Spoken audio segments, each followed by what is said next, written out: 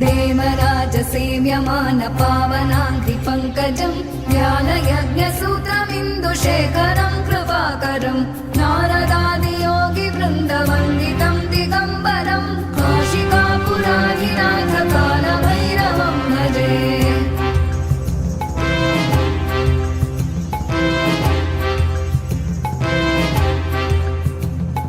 भानुकोटिभास्वरं भवाब्धितारकं परं नीलकण्ठमीप्सितार्थदायकं त्रिलोचनं कालकालमम्बुजाक्षमक्षशूलमक्षरं काशिकापुराधिनाथ कालभैरवं भजे।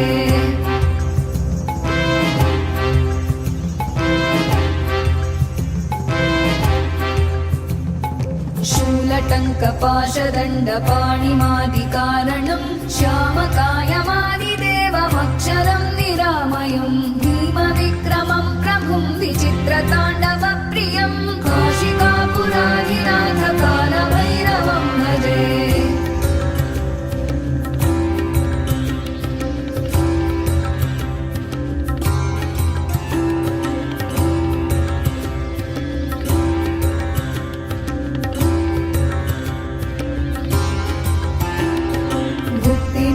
दायकं प्रशस्तचारुविग्रहं भक्तवत्सलं स्थितं समस्तलोकविग्रहं विनिक्मणं मनोग्रहेम किङ्किणीलसत्कटिं काशिकापुराधिनाथ कालभैरवं भजे।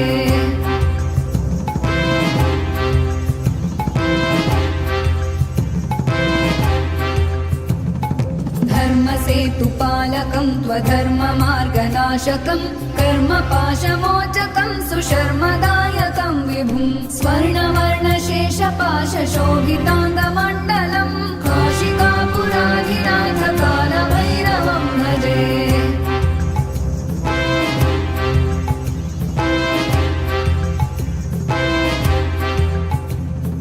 रत्नपादुकाप्रभाभिरामपादयुग्मकं नित्यमद्वितीयमिष्टदैवतं